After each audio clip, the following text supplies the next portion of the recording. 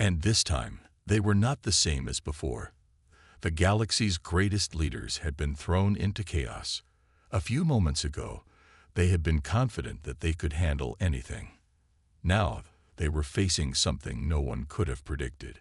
The humans, long thought to be extinct, had returned, and they were stronger than anyone had imagined. Their fleet was enormous, much larger than the reconnaissance ship had suggested.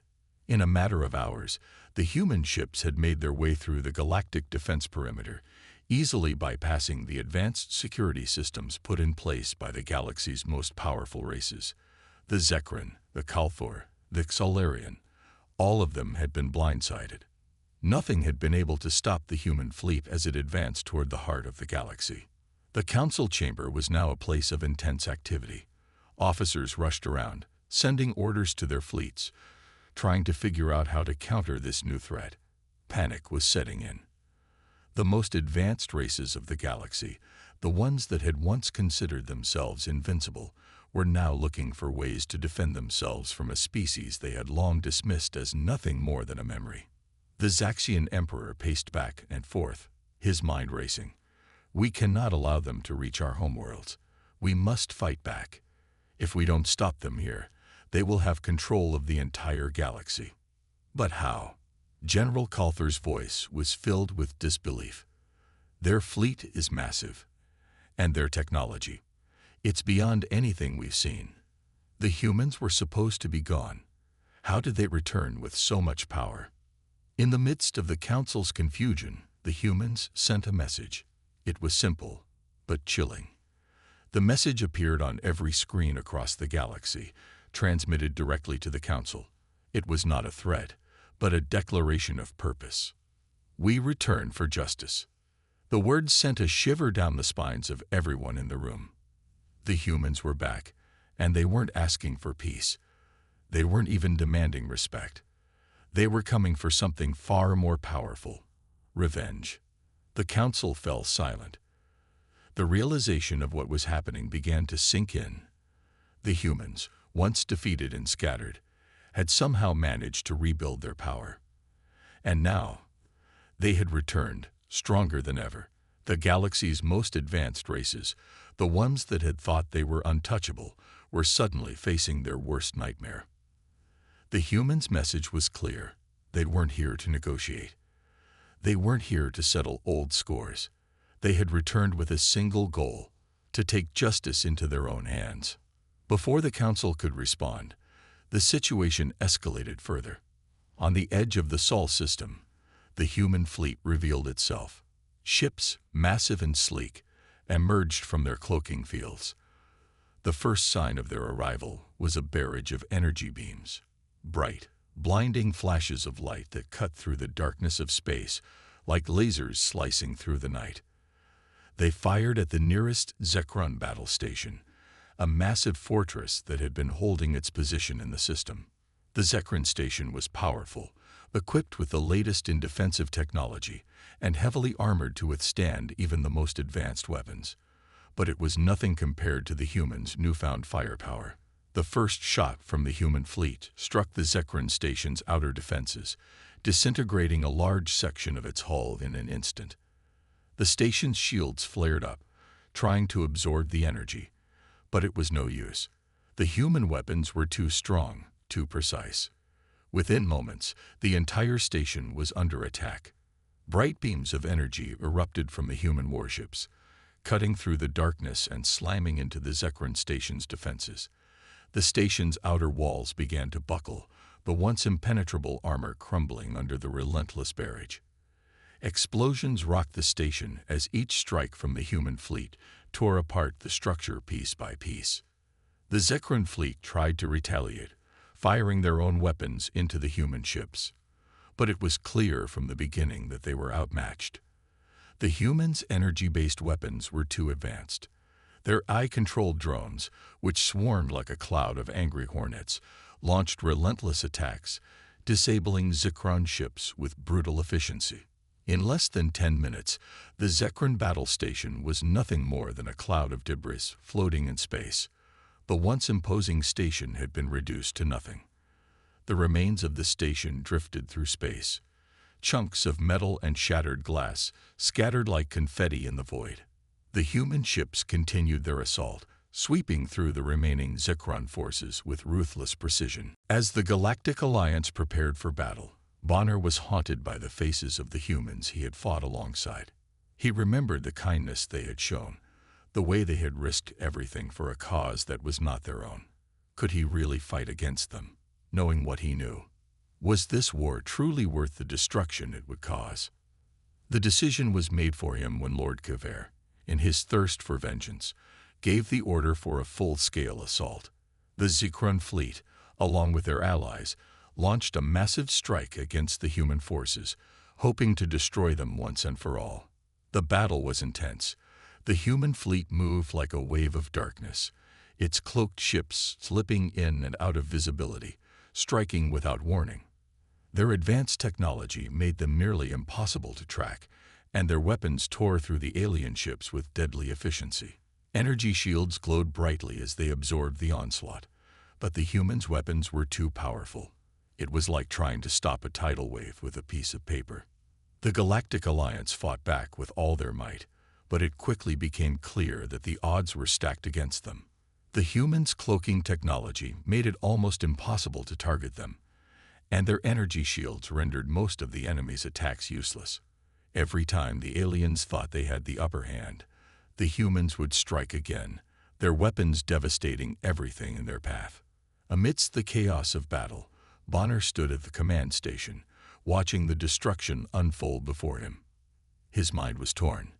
He could hear Lord Kvaer's voice in his ear, urging him to fight harder, to show no mercy. But Bonner couldn't shake the feeling that something was terribly wrong. The humans were fighting for justice, for a reason far deeper than just revenge. They were fighting for something they had lost, and they weren't going to stop until they got it. Bonner's hesitation was noticed by Kvaer, who had grown more and more furious as the battle raged on. "What is wrong with you, Commander?" Kvaer bellowed. "We cannot afford to show weakness. The humans are not our equals. They are our enemies." But Bonner remained silent. His mind was made up. The war was not just. The humans weren't the monsters Kvaer had made them out to be, and Bonner couldn't continue to fight against them. He couldn't let more lives be lost for a cause that no longer made sense. At that moment, a human warship appeared from the cloaking field, moving at full speed toward the Zekron flagship. Bonner's heart raced as he realized that the ship was on a collision course with them. There was no time to warn Kvaer. The human ship had activated its energy weapons, and the first shot struck with devastating force. The Zekron flagship's shields flared brightly, struggling to absorb the impact. But it wasn't enough. Bonner knew what he had to do. He couldn't stand by and let this senseless war continue. He made the decision in an instant. Without thinking, he ordered his ship to intercept the human warship. It was a suicide mission, but it was the only way to protect his people. He would sacrifice himself to take down the human ship and prevent the destruction of his people. As the ships collided, Bonner's heart filled with regret. This was the end of his journey, but it was also the end of something much bigger. The regret in his heart grew as he realized that the war would never truly end until both sides understood each other. But there was no turning back now. The collision was catastrophic. The explosion that followed engulfed Bonner's ship and the human warship in a massive ball of fire. The shockwaves rippled through space, sending debris in every direction. Bonner's sacrifice had saved his people, but at a great cost. His death sparked a ripple of regret among the remaining aliens. As the battle came to a close and the human fleet began to withdraw, the Alliance was left in shock. Bonner's sacrifice had forced the aliens to confront the truth. The war wasn't just about vengeance. It was about something deeper, something they had failed to understand until it was too late. The humans weren't just fighting to destroy. They were fighting for a future they could rebuild, a future they could call their own. Bonner's death would haunt them all, and the galaxy would never be the same again. The human fleet was closing in on the central command of the Zekron Empire. It was the final battle. and everyone knew what was at stake. The fate of the galaxy hung in the balance, and it was all about to be decided in this one last confrontation. The tension in the air was thick, almost unbearable, as the human fleet slowly advanced toward the heart of the Zekron war machine. The human soldiers moved quickly, planting explosives in strategic locations around the command center. Each explosion would weaken the Zekron's grip on the galaxy, and once the countdown began, there would be no turning back. The human leader knew that this would be their final stand. It was now or never. As the countdown began, the air was thick with tension. The sound of the ticking clock echoed in the human leader's mind, each second feeling like an eternity. He could hear the distant sounds of battle, the clashes of metal, and the shouts of the soldiers. But his focus remained on the task at hand. He had come too far to fail now. The Zekron would fall, and humanity would be the ones to deliver the final blow. The final assault was fast and brutal. As the countdown reached its final seconds, the leader and his team fought off the remaining Zekron soldiers, their energy weapons and blades flashing in the dim light. The battle was nearing its climax, and there was no room for hesitation. The leader had one goal in mind: to finish what had been started so many years ago.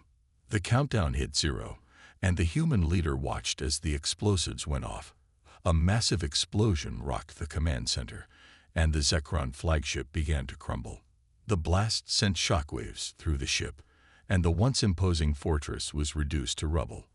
The enemy's power was broken, their empire shattered. The human fleet watched from the outside, knowing that the battle was over.